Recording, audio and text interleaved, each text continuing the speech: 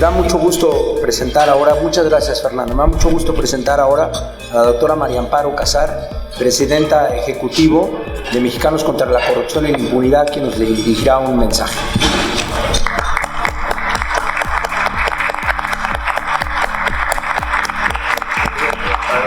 A mí siempre me gusta iniciar los aplausos.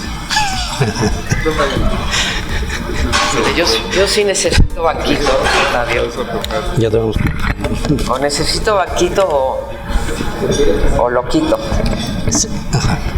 Si no, no me van a ver. Es el problema de las instalaciones.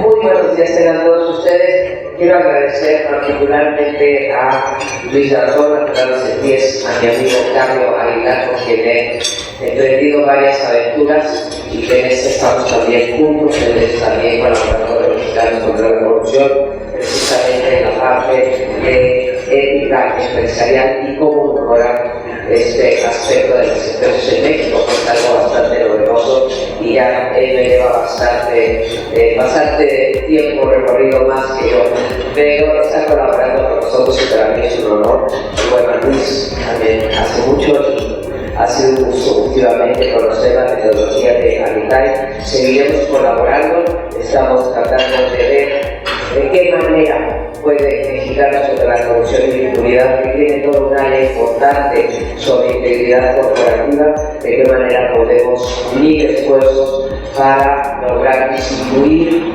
del lado negativo de disminuir la corrupción y la impunidad, y del lado positivo hacer que esas empresas que voluntariamente están entrando a tratar de ser una de las empresas más éticas puedan seguir haciendo su trabajo de manera, como dijo Fernando, transversal, porque la cuestión de la ética corporativa va desde cuestiones de género hasta cuestiones, en efecto, de corrupción en un sentido muy acotado. Yo voy a referir al principio, ya después cerraré con los 4 pilares de Habitat, pero creo que lo que esperaba Fernando Luis de mí era como un panorama más general de la corrupción y de la impunidad en México. De hecho, últimamente, y así lo escribí en el artículo que escribí para la revista de Habitat, estamos hablando de un fenómeno que es un triángulo, casi les diría equilátero. A lo mejor ese escalero, porque sí hay algunos que tienen más responsabilidad que otros. Pero como casi toda presentación empieza por un lado definiendo qué es la corrupción, aunque no crean, pues para mí es muy fácil identificar contra la corrupción hacer investigaciones casi de cualquier cosa, porque si yo estudio la cobija de la corrupción, pues muchos actos que cometemos nosotros, todos estamos aquí sentados, pueden pasar como corrupción. Entonces hay que tratar de cerrar un poco la definición, y la otra son las cifras. Siempre comenzamos así las conferencias, y quiero partir de una premisa que todos los indicadores, bueno, empiezo primero con lo de la definición. Si la definición que se usa es el abuso del poder público para obtener un beneficio privado, esa definición no nos sirve o es insuficiente, porque el fenómeno de la corrupción, como voy a tratar de explicar ahora, no es un fenómeno que esté situado en el sector público, es un fenómeno que tiene sus 3 lados, que es la ciudadanía, que son los empresarios y que son, y los empresarios, pero tienen sí también sindicatos, ¿no? Las organizaciones sociales y ciudadanos, entonces empresarios y gobierno. Entonces creo que vale la pena cambiar un poco la definición y decir que la corrupción es el uso y abuso de cualquier poder, ya sea público o privado, para obtener un beneficio ilícito, un beneficio que no te correspondería si hubieses actuado conforme a las reglas. Y esto te permite incorporar al sector privado dentro del fenómeno de la corrupción en México y me permite incorporar también al ciudadano y no quedarnos nada más con el funcionario público. Yo entiendo que nos duela más, nos dé más coraje cuando se trata de recursos públicos, pero porque son nuestros impuestos, se están usando nuestros impuestos y los están desviando para otros propósitos. Pero lo mismo ocurre, ¿sí?, en cada uno de los otros dos sectores. Entonces tenemos que hacernos cargo nosotros, porque si no el fenómeno de la corrupción nunca va a terminar. Lo mismo ocurre con la impunidad. No hay que darle rostro, hay que saber de qué estamos hablando cuando hablamos de impunidad. Y la impunidad, a diferencia de la corrupción, es la ausencia de consecuencias penales, administrativas o civiles por un acto ilícito que cometimos. Y esto también se traspasa al ámbito de la empresa, porque si bien un CEO o un directivo de la empresa no va a judicializar un acto de corrupción al interior de la empresa, si el empleado no tiene ninguna consecuencia, lo más probable es que se repita. Entonces, la impunidad es eso, es la falta de consecuencias por un acto, por la comisión, digamos, de un acto indebido. Si nos ponemos de acuerdo en esas dos definiciones, creo que es más fácil para todos estar en la misma plana. Y la parte que les decía que empezamos siempre las conferencias con los números, bueno, pues los indicadores en el caso de México son, como todos ustedes saben, pues realmente dramáticos, realmente alarmantes. No solamente no hemos mejorado un ápice en estos 4 años de gobierno, a pesar de que las elecciones se ganaron con la bandera de la corrupción, sino que incluso hemos empeorado en varios índices. No importa cuál agarremos, el World Economic Forum, el Doing Business, que ya ahora no se hace, Transparencia Internacional, los índices de competitividad, la encuesta que hacemos todos los años de MSCI y Reforma, en todos hay un deterioro con respecto a las percepciones y algo importante, los hechos, y ahí quiero remarcar porque creo que AMICAI tiene un área de oportunidad muy buena para no quedarnos únicamente en las percepciones. No, bueno, en todas estas encuestas la mayoría son de percepción, excepto las de KPMG y algunas de las de Mexicanos contra la Corrupción. Es importante las percepciones de la gente, porque es la única forma que tenemos de saber cómo vive la gente la corrupción. En este caso, cómo vive el empresario la corrupción. La encuesta que acabamos de sacar por Reforma, que es en términos generales sobre corrupción, tenemos grupos, cómo vive la corrupción en las cárceles, cómo vive la corrupción en los centros de detención de migrantes, cómo vive la corrupción las mujeres en el trabajo, en fin, tenemos diferentes aspectos. Cómo vive la corrupción los empresarios, particularmente los pequeños y medianos. Y digo los pequeños y medianos porque, como todo en este país, también la corrupción y la impunidad hay una enorme desigualdad.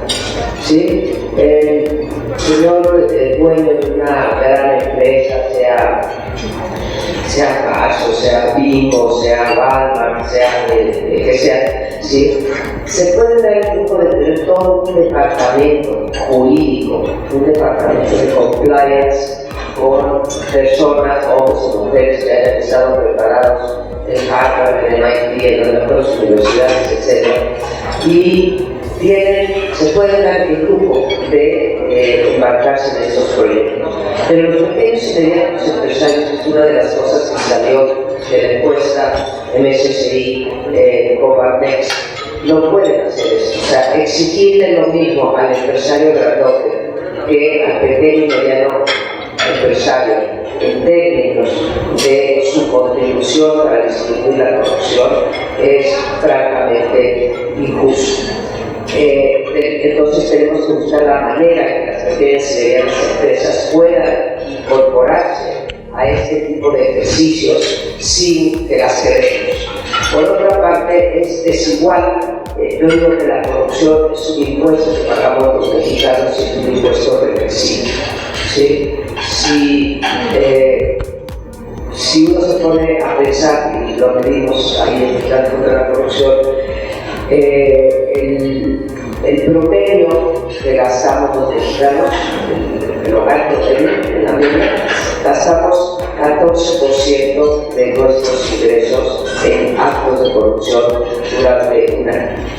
Los dos deciles más bajos gastan el 33%. Entonces, es un impuesto regresivo.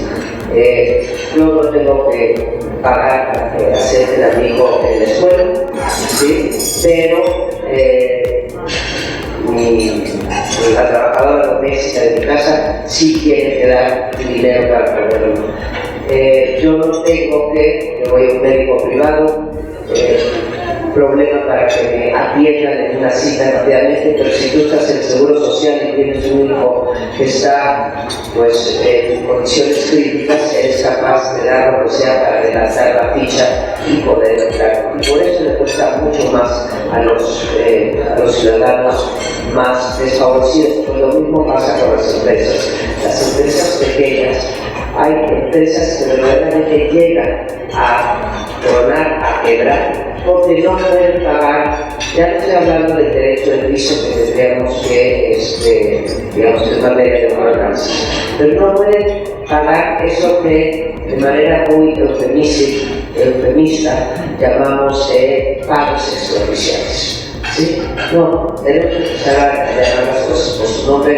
Pago extraoficial es una mentira, es un soborno, y sin embargo le llamamos pagos extraoficiales. Entonces, esos pagos extraoficiales que tienen que pagar las pequeñas y medianas empresas para poder seguir funcionando y que son puros actos de corrupción, ¿sí?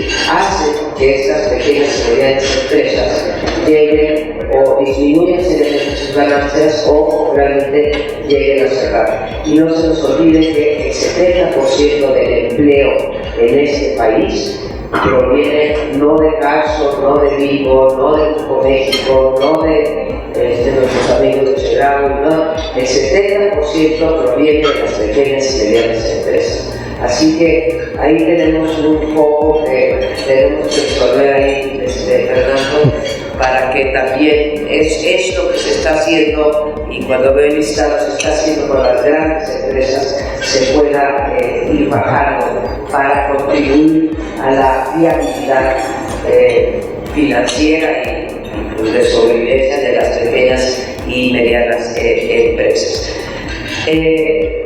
Les decía yo que empezaban con las encuestas. La cosa está tan grave en estos momentos que el 86%, bueno, les diría que no importa qué índice tomemos, somos los últimos de la tabla. Si nos comparamos con estamos en los últimos 4 lugares, si nos comparamos con la OCDE, estamos en el último lugar. México suele estar a media tabla de los indicadores económicos, políticos, etc. Pero en materia de corrupción estamos entre los países últimos, o sea, en el tercio más bajo de los rankings. Entonces, realmente hay una disonancia en México, siendo la economía lo que quieran. Antes decíamos 3, ahora decimos 16 o 17. Deberíamos de estar en los primeros 30 lugares y no estar en los últimos 30. Pero pues esto evidencia el fracaso del gobierno en su intención declarada de disminuir la corrupción y la impunidad. El 86% de la población en México piensa que se cometen actos de corrupción frecuente o muy frecuentemente, y solamente 23%, estos son con los datos de febrero de este año, cree que la corrupción ha disminuido. Pero lo peor de esto son las expectativas que esto siga sucediendo. Ahí sí son desoladoras. Existe una pérdida de esperanza absoluta de que el problema de la corrupción vaya a mejorar. 75% de la población, cuando llegó López Obrador, pensaba que la corrupción iba a disminuir. Hoy solamente 60% piensa eso y 56% reprueba las políticas anticorrupción que ha implementado este gobierno. Cuando uno pregunta qué políticas anticorrupción, es muy difícil para mí en las conferencias de contestar, porque realmente no hay ninguna política anticorrupción. Hay voluntarismo, hay un discurso muy efectivo, pero no hay una sola política anticorrupción. Ni siquiera tratar de apoyar el Sistema Nacional Anticorrupción, si uno de los presupuestos transversales a la corrupción han disminuido el 30%, las procuradurías que son parte del tramado para disuadir de que se haga la corrupción se han mantenido, mientras que por ejemplo el Ejército ha duplicado su presupuesto. Entonces, realmente lo de la corrupción, uno, no es una prioridad, y dos, el enfoque utilizado por el presidente López Obrador es, desde mi punto de vista, absolutamente erróneo, tanto en su concepción como en las supuestas herramientas. La concepción es que la gente se corrompe porque los políticos de arriba se corrompen. Entonces eso les da licencia para votar, ¿no? Eso es un absurdo. Nosotros lo podemos, toda la gente lo podemos por incentivos, ¿sí? Todos tenemos algún interés. Cuando yo vengo aquí a dar una conferencia, porque me invitaron Fernando Luis Octavio, sí, pero vengo yo aquí también a nutrirme de lo que hace habitar y de las preguntas que vengan.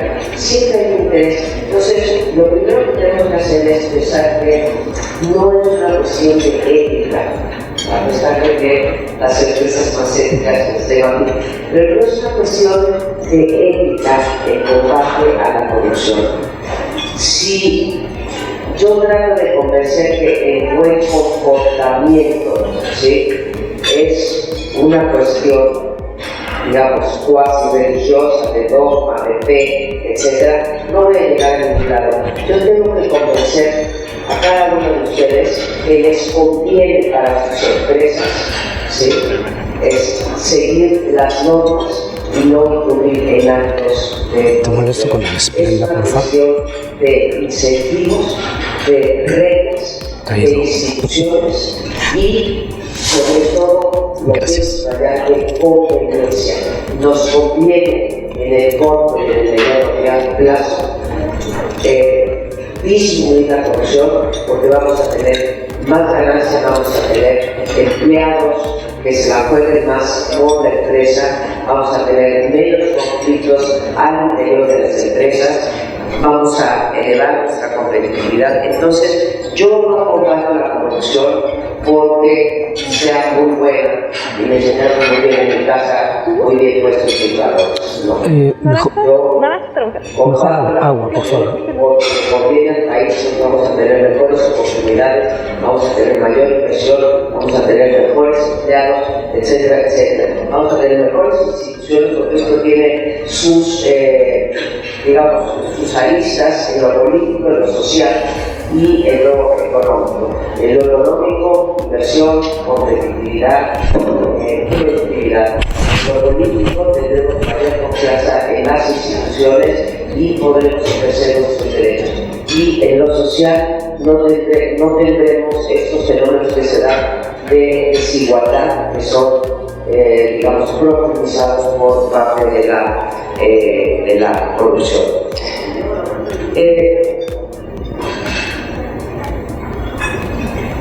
Tenemos también una concepción, quisiera compartir esta reflexión con ustedes, que la corrupción y la impunidad son problemas públicos asociados únicamente o fundamentalmente al gobierno, y dado que están asociados al gobierno, le corresponde al gobierno atacar estos problemas. Y la segunda percepción que tenemos los mexicanos, o sea, la primera es que es un problema que le corresponde al gobierno, y la segunda es que los actos ilícitos o fuera de la norma no cuentan como corrupción. O sea, violar una norma no es corrupción, y lo que es más, la mayor parte de la población mexicana piensa que si una norma es injusta, tenemos derecho a violarla.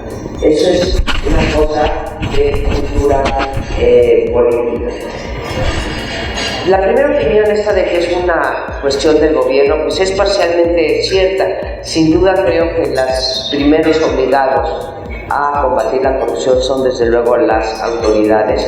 Son los primeros obligados a actuar con transparencia, a cumplir con la normatividad vigente, pero tenemos que partir que estamos en una situación de oferta y demanda. Si uno ve las encuestas, o cuando, por ejemplo, nosotros que denunciamos tantos actos de corrupción, siempre hay un privado ahí como contraparte, ¿sí? Está desde luego un gobernador, un presidente municipal, un secretario, un tesorero, pero siempre hay una contraparte dispuesta a entrarle a este acto ilícito. Los ciudadanos, el sector privado, los sindicatos, las asociaciones de carácter civil son parte del problema y por tanto tienen que ser también parte de la solución. Dejarle al gobierno toda la carga de combatir la corrupción no nos va a llevar a ningún lado, como nunca tampoco lo pudo hacer el gobierno en materia de transparencia. Si ustedes piensan cómo surgió el INAI fue una iniciativa absolutamente ciudadana, ¿sí? Que llegó y que encontró eco en la época de Fox, muy bien, pero en realidad fue empujada desde abajo, y hoy a mí me da mucho gusto, hay gente que lleva mucho más tiempo que yo, como Fernando, en estas cuestiones, pero hoy uno se sienta en mesas con empresarios y ya es una cosa, digamos, ya se normalizó que debe de haber oficiales de cumplimiento, debe de haber códigos de ética, debe de haber responsabilidad social. Eso, cuando yo empecé a estudiar el sector empresarial hace muchos años, simplemente no existía. Y hoy ya lo empiezas a oír y nos estamos volviendo en ese sentido parte de la solución. Entonces, en la mayoría de los casos de corrupción hay un oferente y hay un demandante. Y el oferente no siempre está del lado del sector público. El oferente hay veces que sale del sector privado, ¿sí? Los actos de corrupción pueden empezar por el sector público, por una autoridad, o pueden empezar por un jefe de compras, por un director de una empresa, por un director de recursos humanos. Entonces, me parece muy importante abordarlo desde las dos perspectivas, porque sí puedo decirles en materia de estudios comparados en donde sí vemos, no entiendo, bueno, sí, pero ¿por qué no lo hemos logrado? Pero digamos, Chile y Uruguay están en el primer 30 lugares de la ausencia de corrupción o de menor corrupción, y México simplemente queda estancado en el lugar 103, 119, 120, en fin. Entonces, sí se puede hacer, pero en todos los casos exitosos que me ha tocado estudiar, en todos ha estado involucrado el sector privado. No hay experiencia exitosa en el mundo en donde el sector privado no haya colaborado muy de cerca con las autoridades para la corrupción. Y ahora va a decir por qué es esto. El otro misconcepto que tenemos, y por culpa de Enrique Peña Nieto, que por cierto me dio gusto leerlo, porque nosotros lo tenemos en el caso de la corrupción, pero el sábado pasado en Reforma lo leí también. Sí es una cosa cultural. Enrique Peña Nieto cultural. Es que cultural no quiere decir que lo llevemos en el ADN. Cultural quiere decir La cultura política del país, la cultura cívica del país, es el conjunto de valores, actitudes y comportamientos, y subrayo la palabra comportamiento, ¿sí? Actitudes, valores y comportamientos. Eso es la cultura política, y nuestro comportamiento, ¿sí?, cae dentro de un comportamiento muy a menudo fuera de la legalidad y se convierte en actos de corrupción. Entonces, no le tengamos miedo a decir que es cultural. Cultural por principio no se puede cambiar, claro que se puede cambiar. La cultura cambia, ¿sí? No sé, de repente en Estados Unidos lo del café, que fue un fenómeno, ¿no? El Estado, nadie tomaba café y llegaron, cambiaron la cultura de hoy, el americano, el estadounidense, todo café. Nosotros podemos cambiar la parte cultural y no tenemos que tener miedo a decir que es cultural. Otra cosa que se tiene que cambiar bueno, les decía yo, la idea del voluntarismo y los llamados a la ética, a la moral, a la rectitud. Creo honestamente que no va por ahí. Sí se siente muy bonito, nosotros hacemos el índice de integridad corporativa 500, ustedes hacen aquí las empresas más éticas, y sí, uno como empresario o como parte de una empresa sientes muy bien que vayas subiendo en el ranking, pero esto tiene que internalizarse, insisto, entre todo el empresariado. Yo concluiría diciendo, antes de entrar a los ejes, que la corrupción daña a los y a las mexicanas por partida triple. Diría, en primer lugar, porque nos priva de nuestros legítimos derechos a la educación, a la salud, al medio ambiente, al agua, etc. Esas cosas no llegan muchas veces a la población por actos de corrupción, por desvíos de recursos, que es lo icónico de la corrupción, es el desvío de los recursos públicos, ¿no? Entonces nos priva de nuestros derechos. En segundo lugar, porque modifica la relación entre lo público y lo privado, o entre los ciudadanos y lo público, obligándonos a lidiar no con la ley, que es con lo que deberíamos lidiar, sino con el ejercicio discrecional de la ley. ¿Sí? Nosotros tenemos que tener un contacto en el Tribunal Administrativo de la Ciudad de México o un contacto con la Procuraduría General de la República para que se haga justicia. Y a veces, ni teniendo dinero, se hace justicia, pero desde luego no lidiamos con la ley, sino lidiamos con el ejercicio discrecional de la misma. Y en tercer lugar, porque la corrupción nos fuerza a incurrir en costos extraordinarios y otra vez ilegales.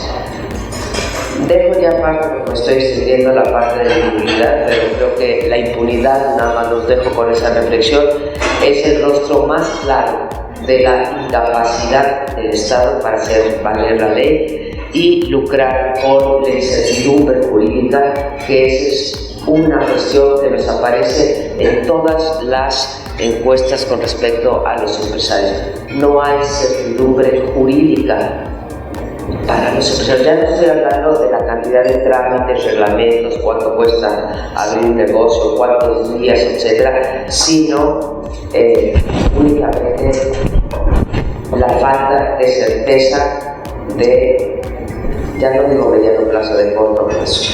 Y entonces, ¿qué es lo que esto provoca? ¿Qué incentivos te da esto? ¿Por qué voy a seguir las reglas si nadie las respeta?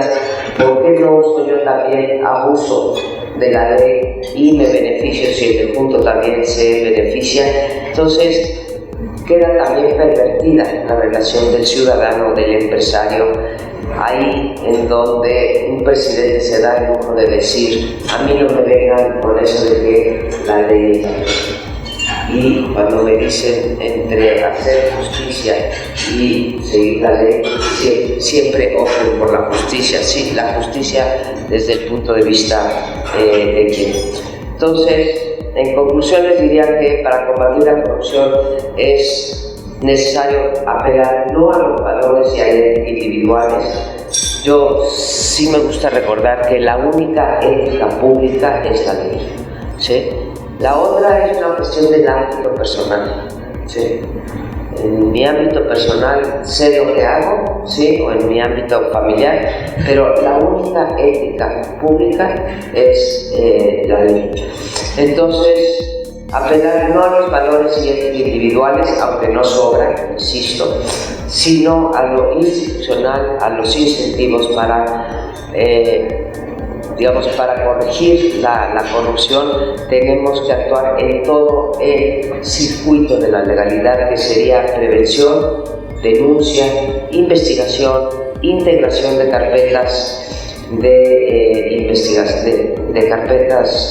investigación judiciales o administrativas, tribunales imparciales, sentencias basadas en la ley y finalmente un sistema penitenciario que no sea la mejor escuela para seguir delinquiendo.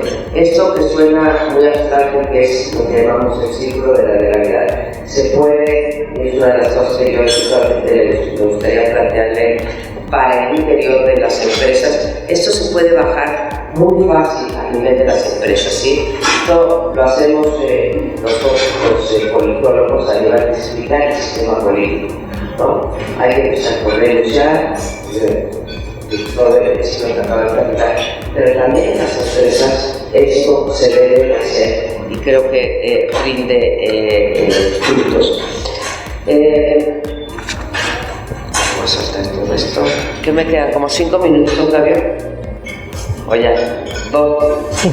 Bueno, entonces, en términos ya de los empresarios, y con eso cierro, no digo que los empresarios justifiquen siempre la corrupción, pero sí veo que hay una tendencia en que desafortunadamente el sector empresarial, esto es una frase que no sé si también Octavio la tiene en sus grupos de enfoque, pero dice algo así como: desafortunadamente el sector empresarial operamos en un ambiente de alta y creciente corrupción y que es imposible romper el círculo de legalidad en que caemos, porque entonces al del mundo le va bien y a mí me va mal. Entonces, yo a lo que culminaría sería que, dados los diagnósticos, que creo que hemos avanzado muchísimo en México en estos diagnósticos, que estos sirvan para hacer políticas anticorrupción. A mí me corresponde a otro nivel, pero en la mitad hacer políticas anticorrupción hechas a modo para las grandes empresas y para las pequeñas y medianas empresas. Y de un minuto, Octavio, no me reprimas, y que piensen también que esto del triángulo con el que empezaba yo, hay corrupción de las empresas en relación con el gobierno, en su relación con el gobierno, digamos.